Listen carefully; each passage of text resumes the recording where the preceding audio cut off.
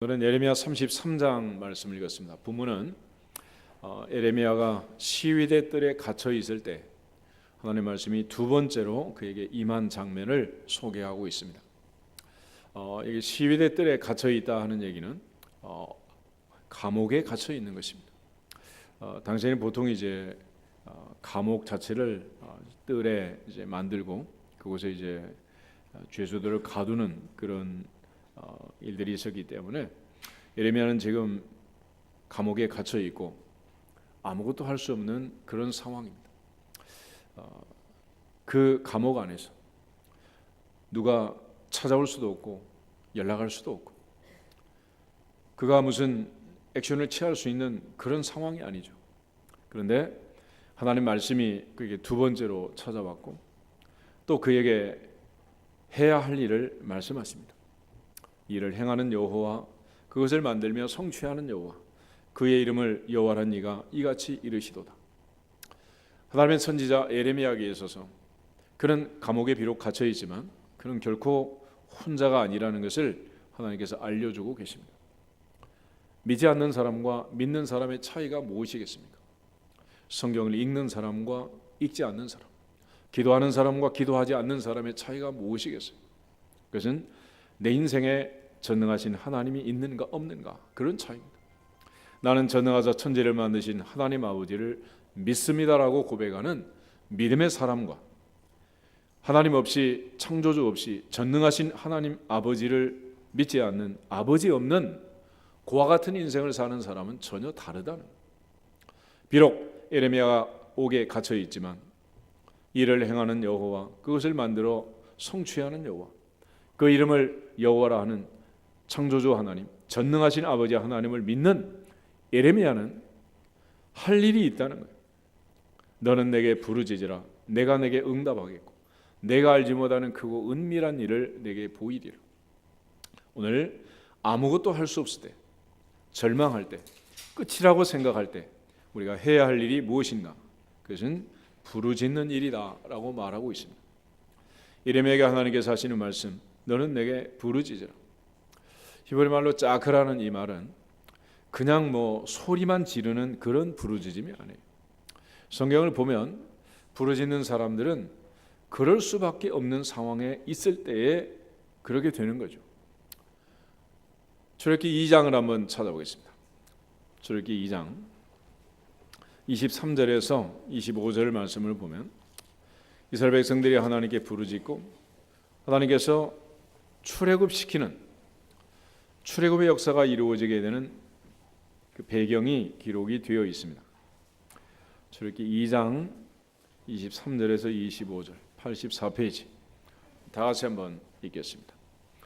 여러 해 후에 애굽 왕은 죽었고 이스라엘 자손은 고된 노동으로 말미암아 탄식하며 부르짖으니 그 고된 노동으로 말미암아 부르짖는 소리가 하나님께 상달된지라. 하나님이 그들의 고통 소리를 들으시고 하나님이 아브라함과 이삭과 야곱에게 세운 그의 언약을 기억하사 하나님이 이스라엘 자손을 돌보셨고 하나님이 그들을 기억하셨더라. 아멘. 이스라엘 백성들이 하나님 앞에 부르짖었습니다. 그리고 3장을 보면 이제 하나님께서 출애굽을 위해 모세를 찾아가는데 모세의 나이는 이미 80이 되어 있습니다. 모세가 태어난 지 80년 만에 야곱이 70명의 가족을 데리고 애굽에 내려간 지 430년 만에 이스라엘 백성들은 하나님 앞에 부르짖고 있습니다. 왜 이때 와서야 부르짖는가? 23절 다시 보시면 여러 해 후에 애굽 왕은 죽었고 이스라엘 자손은 고된 노동으로 말미암아 탄식하며 부르짖었다. 그 고된 노동으로 말미암아 부르짖는 소리가 하나님께 상달했다. 하나님이 그들의 고통 소리를 들으셨다 그랬어요. 그러니까 참다 이제는 더 이상 방법이 없고 대책이 없을 때 그들이 하나님께 부르짖게 된 것입니다. 요셉을 알지 못하는 새로운 왕이 등장하게 되고 히브리 민족이 강한 민족으로 성장해가는 것을 보면서 바로는 그들을 압제하기 시작합니다. 지금도 이집트에 가면 세계 7대 불가사의라는 피라밋이 있잖아요. 모든 인간의 노동을 통해서 그걸 만든 건데 더욱더 강압 정책을 써서 짚을 주지 아니하면서 벽돌을 똑같이 만들도록 합니다. 아들이 태어나면 죽이라고 산파들을 통해서 은밀하게 지령을 내립니다. 통하지 않자 공개적으로 사내아이는 모조리 죽이라고 했습니다. 그때 태어난 아이가 모세 아니겠습니까? 그런 어려움이 있어도 이스라엘 백성들은 부르짖지 않았습니다. 그러나 세월이 지나고 점점 힘들어지고 노동은 점점 고된 노동으로 바뀌고 그들은 참을 수 없는 상황에 이르게 됩니다. 그때 비로소 부르짖게 되는 거예요. 물론 인생에서 살면서 이런 일이 자주 발생하지는 말아야 되겠지만 세상을 살면서 절망하고 인생이 끝났다라고 생각할 때, 더 이상 방법이 없고 대책이 없을 때 세상 사람들은 답이 없다고 외치고 사고치는 경우도 많지요. 그렇지만 하나님은 말씀하십니다. 너는 내게 부르짖으라 내가 내게 응답하겠다. 답은 하나님께 있느니라. 해결책은 주께 있느니라. 믿어지시기를 주 이름으로 축복합니다. 하나님 앞에 답이 있음을 아는 사람은 부르짖게 돼 있는. 너는 내게 부르짖으라 내가 내게 응답하겠다. 그런데 놀라운 사실은 부르짖기까지는 시간이 엄청 많이 걸리는데 부르짖는 자들의 기도를 들으시고 하나님이 응답하실 때는 즉각적이에요. 그들이 모세 탄생 80년 만에 애굽에 내려간 지 430년 만에 부르짖지만 하나님 출애굽기 3장을 보면 즉시 시내산으로 모세를 찾아가 떨기나무 불꽃 가운데 모세를 부르십니다. 그리고 출애굽을 명령하고 있습니다. 실제로 우리가 살면서 하나님 앞에 엎드려 기도할 때 날마다 하고 달마다 하고 해마다 하고 하루 3번씩 하고 틈만 있으면 우리가 호흡하듯이 그렇게 기도를 한다면 무슨 문제가 있겠어요? 그러나 대체로 인생이 어리석어서 이렇게 고통의 끝자락에 가서요. 힘들고 어려운 상황이 닥쳐와야지만 기도하는 경우가 허다한 것이 우리의 현실이라. 사사기 3장을 찾아보겠습니다. 구약성경 사사기 3장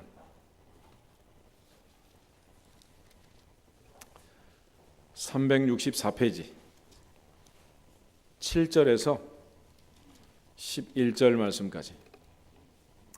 사사기 3장 7절부터 11절 말씀 다 같이 읽겠습니다. 이스라엘 자손이 여호와의 목전에 악을 행하여 자기들의 하나님 여호와를 잊어버리고 바알들과 아세라들을 섬긴지라.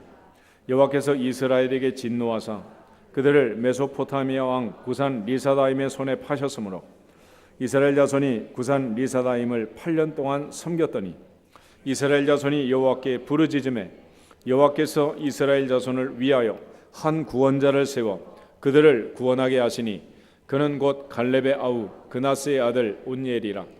여호와의 영이 그에게 임하셨으므로 그가 이스라엘의 사사가 되어 나가서 싸울 때에 여호와께서 메소포타미아 왕 구산 리사다임을 그의 손에 넘겨주심에 온니엘의 손이 구산 리사다임을 이기니라. 그 땅이 평온한 지 40년에 그나스의 아들 온니엘이 죽었더라. 아멘. 이건 유명한 사사기의 사이클이 기록이 되어 있는데 1단계는 하나님이 은혜를 주시면 이스라엘 백성들은 여호와의 목전에 악을 행했다 그랬습니다. 악을 행했다는 것은 하나님 여호와를 잊어버리고 바알과 아세라를 섬겼다. 하나님 없는 사람으로 살게 되었다는 것. 하나님 없이 이스라엘 백성들이 악을 행하며 살면 2단계는 8절에 여호와께서 이스라엘 자손에게 진노하셨다. 메소포타미아 구산 리사다임의 손에 팔려서 8년 동안을 압제를 당하고 노예 생활을 하게 됩니다. 그리고 나서 3단계가 하나님께 부르짖는 건데 왜 8년 만에 부르짖었느냐? 결국은 1년차, 2년차, 3년차, 4년차 견딜만한 세월이 지나갑니다. 그러나 8년째 되어서 도저히 이제는 견딜 수 없는 그런 상황이 될 때에 이스라엘 백성들이 하나님께 부르짖는 거예요. 그러면 4번째 단계로 하나님께서는 구원자를 세워 즉각적으로 그들을 구원하게 됩니다. 부르짖기까지는 8년인데 그들을 구원하신 것은 바로 그 즉시 하나님의 응답이 오고 온예를 통해서 하나님이 구원해 주십니다. 그리고 다섯 번째 단계는 그 땅이 평온한 지 40년이 되었다. 그리고 온예이 죽었다 되어 있습니다. 그런데 12절을 다시 보시면 1단계가 다시 들어가요. 이스라엘 자손이 또 여호와의 목전에 악을 행했다 그랬습니다. 2단계는 하나님께서 모압 왕 에글론을 강성하게 해서 그들을 압제하고 14절을 보면 18년을 섬겼다 그랬습니다. 그리고 3단계로 이스라엘 백성들이 하나님께 부르짖게 됩니다. 이번은 왜 18년이냐? 결국 18년이 되어서야 그들이 도저히 견딜 수 없는 고통 속에 하나님께 부르짖게 됩니다. 그러나 놀라운 사실은 18년째 부르짖어도 하나님께서는 왼손잡이 에훗을 통해서 즉시 그들을 구원해 주신 거예요. 그리고 31절을 보면 다시 하나님께서 30절에 모압 땅이 회복되어서 80년 동안 평온하게 됩니다. 그런데 다음에 보면 또 1단계가 다시 들어요. 4장 1절에 보면 에훗이 죽고 이스라엘 자손이 또 악을 행하게 됩니다. 이번에는 가나안 왕 야빈, 철병거 900성이 있는 이 야빈을 통해서 20년 동안 심한 고통을 받게 합니다. 그래서 3절을 보면 야빈 왕은 철병거 900대가 있어 20년 동안 이스라엘 자손을 심히 학대했으므로 이스라엘 자손이 여호와께 부르짖었더라. 그러니까 웬만큼 학대를 받아서는 부르짖지 않는 거예요. 결국 20년 만에 부르짖었고 하나님께서는 그들의 부르짖음을 듣고 여자 선지자 드보라를 통해서 그들을 살려주게 됩니다. 그리고 5장 31절 마지막에 가면 그 땅이 40년 동안 평온했다. 그럼 또다시 6장 1절에 또 1단계가 또 들어가는 이런 계속 반복적인 인생을 이스라엘은 살았습니다. 우리가 세상을 살면서 하나님 앞에 부르짖는 시간이 오래 걸리면 걸릴수록 그들은 기나긴 세월을 고생을 하게 됩니다.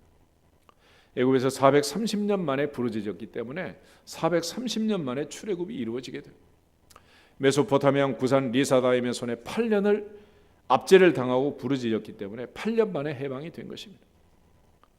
사사 드보라 때는 그들이 20년 만에 부르짖었기 때문에 20년 동안 고생을 한 거예요.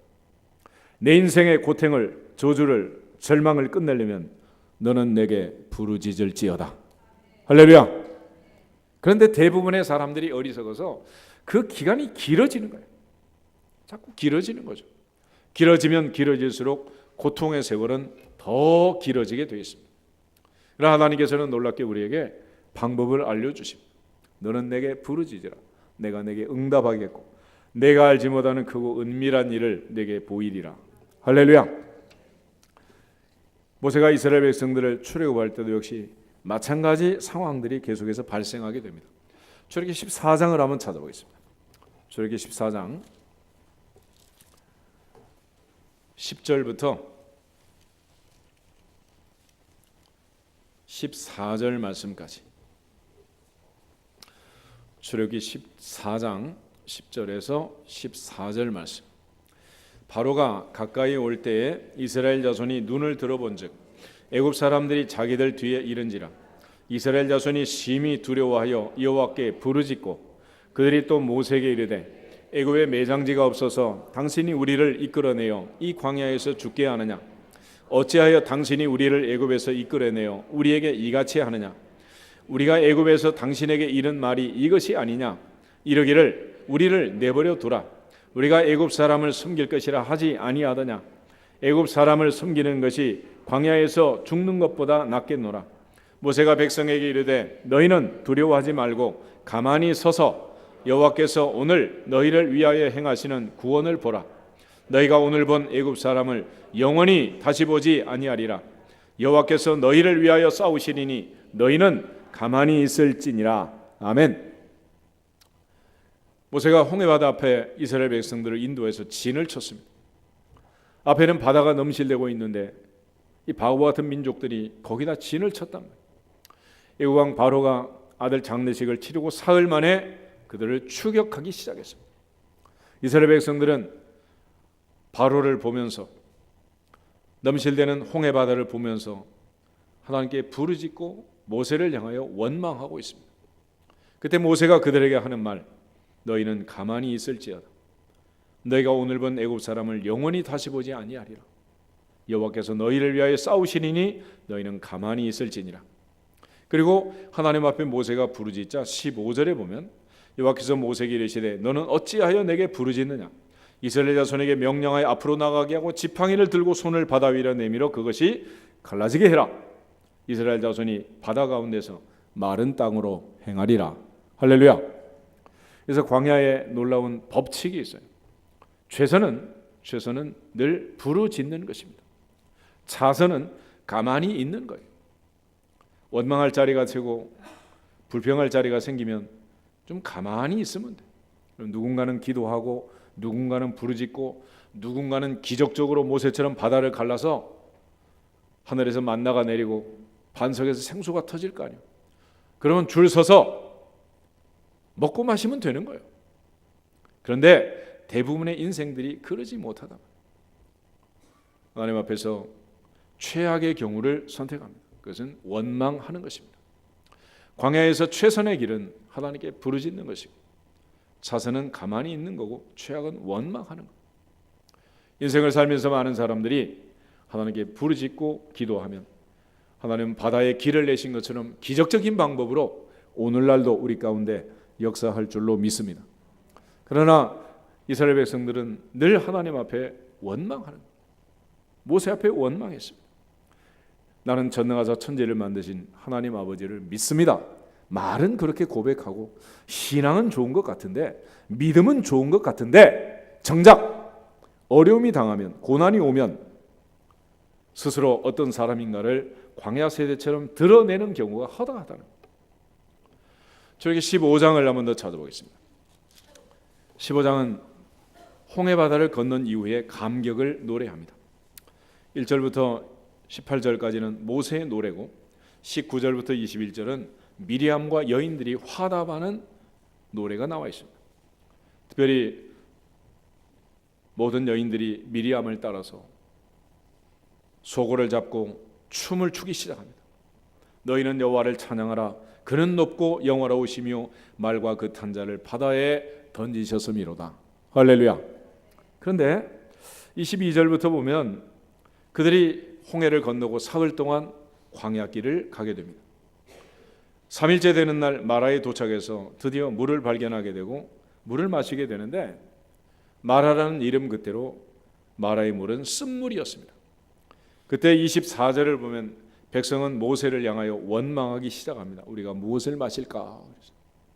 그때 25절 모세는 여호와께 부르짖었더라. 할렐루야. 원래 모세라는 사람도 이런 사람은 아니에요. 그러나 80의 모세 보낼 만한 사람 보내십시오. 원망하고 불평하고 부정적이던 그 모세를 하나님께서 애굽에 투입시키고 10가지 재앙이 내리면서 점점 모세를 믿음의 사람으로 바꾸게 된 것입니다. 그래서 애굽에 내린 10가지 재앙은 바로에게는 재앙이지만 모세에게는 믿음의 훈련이었음을 믿어지시기를 주의 이름으로 축복합니다. 10번의 똑같은 상황을 통해서 하나님은 모세를 이런 사람으로 바꾸신 것. 어떤 일이 벌어지든지 너는 여호와께 부르짖을지어다. 그래서 모세는 하나님께 부르짖기 시작하고 드디어 하나님께서 그에게 한 나무를 지시하게 됩니다. 그래서 모세가 그 나무를 던짐으로써 마라의 쓴물은 탄물로 바뀐 줄 믿습니다. 누군가는 부르짖어야 가족이 살고 교회가 살고 민족이 살고 나라가 살고 살아나게 될 줄로 믿습니다. 이제 또 5월 첫날이 오고 있는데 4월 한 달을 잘 마무리하고 월삭 기도회를 통해서 또 부르짖는 은혜가 있기를 주 이름으로 축복합니다. 미리 부르짖으면 고난은 사라지게 되는 거예요.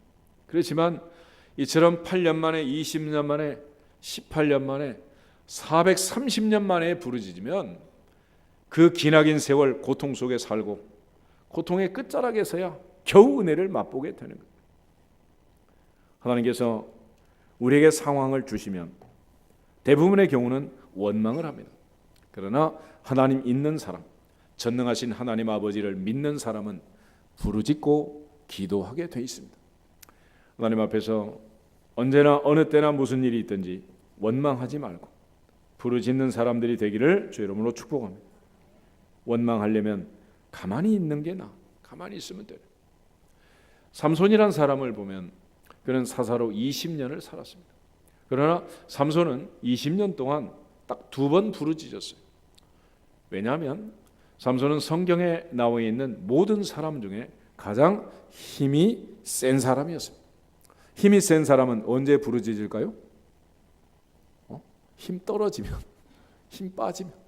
돈 많은 사람은 언제 부르짖을까? 돈 다 떨어지면, 탕자처럼 다 떨어지면. 그런데 미리미리 부르짖으면 거기서부터 터닝 포인트를 하는 거예요. 할렐루야.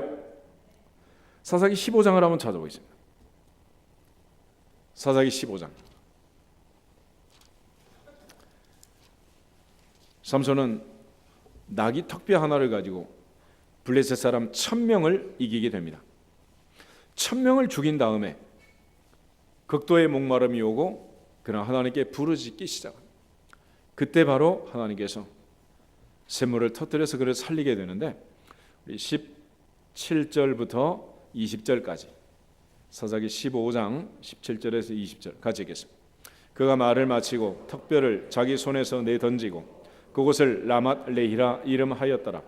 삼손이 심히 목이 말라 여호와께 부르짖어 이르되 주께서 종의 손을 통하여 이 큰 구원을 베푸셨사오나 내가 이제 목말라 죽어서 할례받지 못한 자들의 손에 떨어지겠나이다 하니 하나님이 레이에서 한 우묵한 곳을 터뜨리시니 거기서 물이 솟아 나오는지라. 삼손이 그것을 마시고 정신이 회복되어 소생하니 그러므로 그 샘 이름을 에낙고레라 불렀으며 그 샘이 오늘까지 레히에 있더라. 블레셋 사람의 때에 삼손이 이스라엘의 사사로 20년 동안 지냈더라. 아멘. 여러분, 20년 동안을 살면서 사사로 있으면서 삼손이 부르짖는 것은 딱 2번이었어요. 첫 번째가 15장에 있는 사건입니다. 1000명을 죽였어요. 얼마나 힘이 세면 나귀 턱뼈 하나 가지고 1000명을 때려잡겠어요. 그런데 그 이후 18절에 보면 삼손이 심히 목이 말라 여호와께 부르짖습니다. 부르짖으면서 내가 이제 목말라 죽어서 할례받지 못한 자들의 손에 떨어지겠나이다. 그러니까 목이 말라도 어느 만큼 목이 말라야 되는 거예요? 죽도록 죽을 것처럼 그래야 부르짖는, 이게 인생이라는 인생. 웬만큼 목이 말라서는 부르짖지 않아요. 그러니 너나 할 것 없이 얼마나 인생이 고집이 센 거예요. 드디어 목말라 죽게 됐을 때 삼손은 부르짖었고 에낙고레는 샘물을 터뜨려 하나님을 살리셨습니다. 두 번째로 삼손이 부르짖는 것은 16장 넘어가서 마지막 이제 눈이 뽑히고 블레셋 원형 경기장에서 재롱을 부리다가 쉬는 시간에 기둥 붙들고 마지막 기도를 하는 것입니다. 28절부터 31절에 있는 말씀 같이 한번 읽겠습니다. 삼손이 여호와께 부르짖어 이르되 주 여호와여 구하옵나니 나를 생각하옵소서. 하나님이여 구하옵나니 이번만 나를 강하게 하사 나의 2눈을 뺀 블레셋 사람에게 원수를 단번에 갚게 하옵소서 하고, 삼손이 집을 버틴 2 기둥 가운데 하나는 왼손으로 하나는 오른손으로 끼어 의지하고, 삼손이 이르되 블레셋 사람과 함께 죽기를 원하노라 하고 힘을 다하여 몸을 굽히매 그 집이 곧 무너져 그 안에 있는 모든 방백들과 온 백성에게 덮이니 삼손이 죽을 때에 죽인 자가 살았을 때에 죽인 자보다 더욱 많았더라. 그의 형제와 아버지의 온 집이 다 내려가서 그의 시체를 가지고 올라가서 소라와 에스다올 사이 그의 아버지 마노아의 장지에 장사하니라. 삼손이 이스라엘 사사로 20년 동안 지냈더라. 아멘. 마지막은 죽기 전에 하나님께 부르짖었는데 슬픈 이야기는 그 많은 사람을 죽였지만 누가 죽었어요? 자기가 죽은 거예요. 자기가. 그런데 이 삼손이라는 사람은 마노의 아들인데 아버지 마노아와 그의 어머니 사이에는 애가 없었어요. 어느 날 여호와의 사자가 그에게 와서 아들 줄 것을 얘기하고 그를 통해서 블레셋에서 그 아들을 통해서 하나님이 구원하실 것을 약속합니다. 그리고 하나님께 바쳐진 아들 나시린으로 인생을 살게 됩니다. 민수기 6장을 보면 나시린이 지켜야 할 세 가지 규례가 있어요. 첫 번째는 뭐냐? 삭발 금지. 머리를 자르면 안 됐습니다. 두 번째는 포도주나 독주를 마시면 안 됐습니다. 금주 명령이 내렸습니다. 심지어 포도 알러지 환자가 돼가지고 포도밭 근처에도 가면 안 되게 돼 있어요. 세 번째는 시체, 부정한 것들을 만지지 않도록, 아버지 어머니가 죽어도 시체를 만지지 말도록 했습니다. 그런데 놀랍게 이 삼손이라는 사람은 하나님 앞에 나시린으로 부름을 받은 사사였지만은 그는 이 세 가지 금령을 하나도 지키지 않았습니다. 요즘 흔히 가자지구라 그러죠. 가자지구. 지중해 하나 있는 가자지구에 왔다 갔다 하면서 그는 술을 마시고 다녔습니다. 어느 날 내려가는데 사자를 만난 거예요. 얼마나 힘이 센지 사자를 찢어 죽였어요. 나중에 올라올 때 보니까 사자의 몸속에 벌들이 집을 지어가지고 토종꿀을 만들어 놓은 거예요. 그걸 갖다가 부모님께 드렸는데 출처는 말하지 않았다. 사자의 몸에서 꿀을 꺼내려면 뭘 만져야 되는 거예요? 시체를 만져요. 시체. 마지막은 가자지구로 계속 다니면서 들릴라라는 새로운 여인을 만나가지고 들릴라의 무릎을 베고 결국 머리가 잘리는 그런 비참한 상황에 처한 사람이 삼손이었어요. 하나님이 그렇게 큰 힘을 주셨고 사사로 세워주셨고 민족을 살리라는 사명을 주셨지만 삼손은 나시린의 규례를 하나도 지키지 않았습니다. 만약 여러분이 하나님이라면 이처럼 삼손같이 말도 안 듣는 녀석이 부르짖어 기도하면 들어주겠습니까? 그런데 놀라운 사실은 삼손이 부르짖어도 하나님 들어주시는 거예요. 할렐루야. 20년 만에 딱 2번 부르짖었는데 마지막 죽음의 순간에도 부르짖자 그에게 다시 힘을 주시고 은혜를 주신 줄로 믿습니다. 누구든지 에레미야에게 하신 말씀처럼 너는 내게 부르짖으라 나는 너에게 응답하겠다. 하나님 부르짖는 자에게 응답하시지 부르짖지 않는 자에게 응답하지 않습니다. 우린 늘 빡빡 우기잖아. 안 구한 것도 주실 줄 믿습니다. 그건 지 생각이고 하나님은 부르짖는 자에게 주십니다. 구하는 자가 얻을 것이요 찾는 이가 찾아낼 것이요 두드리는 이에게 열릴 것이니라. 할렐루야. 이것이 성경의 원칙이에요. 원칙. 그럼에도 불구하고 많은 사람들이 하나님께 부르짖지를 않는 거예요. 열왕기상 17장을 한번 찾아보겠습니다. 열왕기상 17장을 보면 우리가 잘 아는 엘리야 선지자의 이야기가 나옵니다. 사르밧 과부 집에 가서 마지막 떡을 만들어 죽고자 하는 그 과부를 만나서 먼저 내게 가져와라. 그래가지고 떡을 먹고 그 집에 통에 가루가 떨어지지 않고 병에 기름이 마르지 않는 그런 기적을 체험하게 됩니다. 그런데 그 다음 단계에 놀라운 일이 그 집의 아들이 죽게 된 거예요. 아들이 죽었습니다. 그럴 때 엘리야가 아들을 살려내는데 어떻게 해서 살려냈느냐? 17절부터 22절 말씀까지 같이 한번 읽겠습니다. 2일 후에 그 집 주인 되는 여인의 아들이 병들어 증세가 심히 위중하다가 숨이 끊어진지라. 여인이 엘리야에게 이르되 하나님의 사람이여 당신이 나와 더불어 무슨 상관이 있기로 내 죄를 생각나게 하고 또 내 아들을 죽게 하려고 내게 오셨나이까. 엘리야가 그에게 그의 아들을 달라 하여 그를 그 여인의 품에서 받아 안고 자기가 거처하는 다락에 올라가서 자기 침상에 누이고 여호와께 부르짖어 이르되 내 하나님 여호와여 주께서 또 내가 우거하는 집 과부에게 재앙을 내리사 그 아들이 죽게 하셨나이까 하고 그 아이 위에 몸을 3번 펴서 엎드리고 여호와께 부르짖어 이르되 내 하나님이여 여호와여 원하건대 이 아이의 혼으로 그의 몸에 돌아오게 하옵소서 하니 여호와께서 엘리야의 소리를 들으심으로 그 아이의 혼이 몸으로 돌아오고 살아난지라. 할렐루야. 엘리야가 여호와께 부르짖을 때에 하나님이 그 소리를 들으시고 아이의 혼이 돌아오고 살아나게 했다 그랬습니다. 여러분, 기독교는 명상이나 묵상하는 종교가 아니에요. 메디테이션 하는 게 아닙니다. 대체로 천주교는 명상의 집 이런 걸 만들잖아. 그래서 우리는 명상하거나 묵상하는 게 아니고 너는 내게 어떻게 해라? 부르짖어라. 부르짖어라. 하나님께서 그 부르짖는 소리를 들으시고 아브라함, 이삭, 야곱에게 약속한 언약을 기억하사 이스라엘 자손을 출애굽시킨 것처럼 엘리야의 기도를 들으시고 그 소리를 들으시고 부르짖는 소리를 들으시고 아이를 살려낸 줄로 믿습니다. 이게 하나님의 역사라는 하나님의 역사. 나는 원래 소리가 작아요 이런 사람도 있더라고. 그런데 내 집에 불이 났어. 그래도 목소리가 안 나와요. 불이야. 그러겠어? 불이야! 소리치지 않겠냐고요. 불이 안 났으니까 그렇지. 진짜로 불이 나면 부르짖는다. 그래도 안 부르짖는다? 그때는 부르짖게 되는 거예요.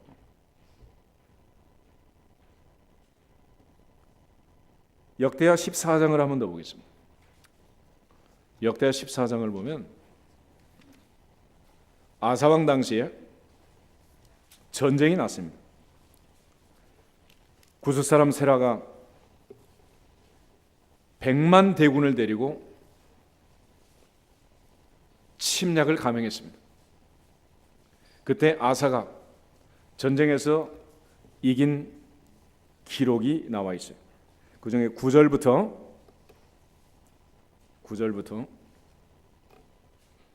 13절까지 다시 한번 읽겠습니다. 구스 사람 세라가 그들을 치려하여 군사 100만 명과 병거 300대를 거느리고 마레사에 이르매 아사가 마주 나가서 마레사의 스바다 골짜기에 전열을 갖추고 아사가 그의 하나님 여호와께 부르짖어 이르되 여호와여 힘이 강한 자와 약한 자 사이에는 주밖에 도와주리가 없사오니 우리 하나님 여호와여 우리를 도우소서. 우리가 주를 의지하며 주의 이름을 의탁하옵고 이 많은 무리를 치러 왔나이다. 여호와여 주는 우리 하나님이시오니 원하건대 사람이 주를 이기지 못하게 하옵소서 하였더니 여호와께서 구스 사람들을 아사와 유다 사람들 앞에서 치시니 구스 사람이 도망하는지라.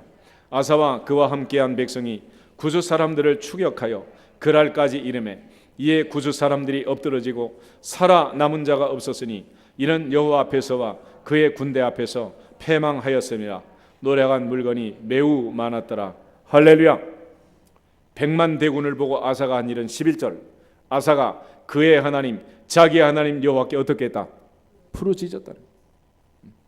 내게는 여호와가 계시고 내게는 전능자가 계시고 나는 전능하사 천지를 만드신 하나님 아버지를 믿고 나는 전능하사 천지를 만드신 하나님 아버지의 자녀라면 100만 대군이 쳐져도 왔을 때 죽었구나 끝났구나 그리고 꼬리를 감추고 도망을 치면 되겠습니까? 위기가 오고 어려움이 왔을 때는 부르짖는 거예요.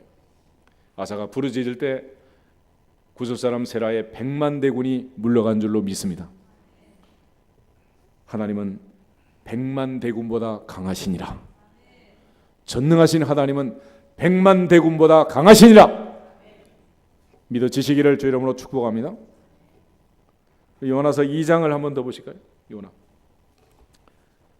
하나님 말씀을 듣지 않고 도망갔던 요나. 니느웨로 가려는데 다시스로 도망갔던 그 요나를 하나님이 붙드시고 그에게 엎드려 기도하게 하시고 그리고 다시 니느웨로 보내시는 과정에 하나님께서 큰 풍랑을 준비하시고 큰 물고기를 준비하시고 요나로 하여금 한 가지 하게 하신 일이 있습니다. 1장 17절부터 2장 2절 말씀까지 세 절만 같이 읽겠습니다. 여호와께서 이미 큰 물고기를 예비하사 요나를 삼키게 하셨으므로 요나가 밤낮 3일을 물고기 뱃속에 있으니라. 요나가 물고기 뱃속에서 그의 하나님 여호와께 기도하여 이르되 내가 받는 고난으로 말미암아 여호와께 불러 아뢰었더니 주께서 내게 대답하셨고 내가 수월의 뱃속에서 부르짖었더니 주께서 내 음성을 들으셨나이다. 아멘. 물고기 뱃속에 들어가서도 하나님께 부르짖자. 무슨 일이 벌어졌느냐? 2장 9절 10절 두 절을 다시 한번 보겠습니다. 나는 감사하는 목소리로 주께 제사를 드리며 나의 서원을 주께 갚겠나이다. 구원은 여호와께 속한이었나이다 하니라. 여호와께서 그 물고기에게 말씀하시매 요나를 육지에 토하니라. 할렐루야. 하나님의 명령 앞에 바람과 바다도 순종하고 물고기도 순종하고, 할렐루야. 누구만 빼고? 나만 빼고. 그러나 말 안 듣는 요나라도 어떻게 하면 부르짖기만 하면 살려주시는 거예요. 사는 길이 있는데 왜 답이 없다 하십니까? 너는 내게 부르짖으라, 내가 내게 응답하겠다. 하나님이 답을 주신다는데 왜 거부하고 거절합니까?